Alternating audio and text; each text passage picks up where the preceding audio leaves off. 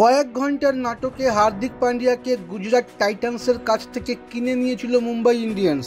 জানা গিয়েছিল হার্দিকের মূল্য 15 কোটি টাকা দিয়ে নিতে হয়েছে তাকে, কিন্তু এখন জানা যাচ্ছে 15 নয়, হার্দিককে কিনতে 100 কোটি টাকা খরচ করতে হয়েছে মুকেশ আম্বানির দলকে। কেন? একটি সংবাদ মাধ্যমে প্রকাশিত রিপোর্ট অনুযায়ী দুটি ফ্র্যাঞ্চাইজির মালিকানার পার্থক্যের কারণে বেশি টাকা দিতে হয়েছে মুম্বাইকে। রোহিত শর্মাদের দলের মালিক একমাত্র আম্বানিরা, সেখানে অন্য কোনো অংশীদার নেই।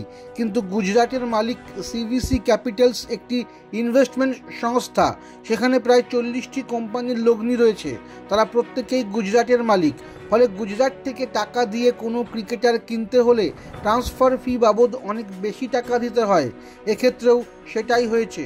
রিপোর্টে বলা হয়েছে হার্দিককে কিনতে 15 কোটি টাকার পরে ট্রান্সফার ফি বাবদ আরও অনেক টাকা দিতে হয়েছে মুম্বাইকে। সব মিলিয়ে প্রায় 100 কোটি টাকা খরচ হয়েছে তাদের। এই বিষয়ে মুম্বাই বা গুজরাট ফ্র্যাঞ্চাইজি অবশ্য মুখ খোলেনি। রিপোর্টে আরও দাবি করা হয়েছে যে এই টাকার অঙ্কে নিয়েই মুম্বাই ও গুজরাটের মধ্যে আলোচনা চলছিল, কারণ শেষ মুহূর্ত পর্যন্ত ঠিক হয়নি হার্দিকের ভবিষ্যৎ। শেষ পর্যন্ত অবশ্য চুক্তি ঠিক হয়েছে এবং হার্দিক গিয়েছে মুম্বাইয়ে, এবং তারপরেই হার্দিককে মুম্বাইয়ের অধিনায়ক ঘোষণা করা হয়েছে, সরিয়ে দেওয়া হয়েছে রোহিত শর্মাকে। কিন্তু হার্দিক খেলতে পারবেন কিনা সে বিষয়ে এখনও পর্যন্ত নিশ্চিত নয়। তার পায়ের চোট কতটা সেরেছে তা এখনও জানা যাচ্ছে না।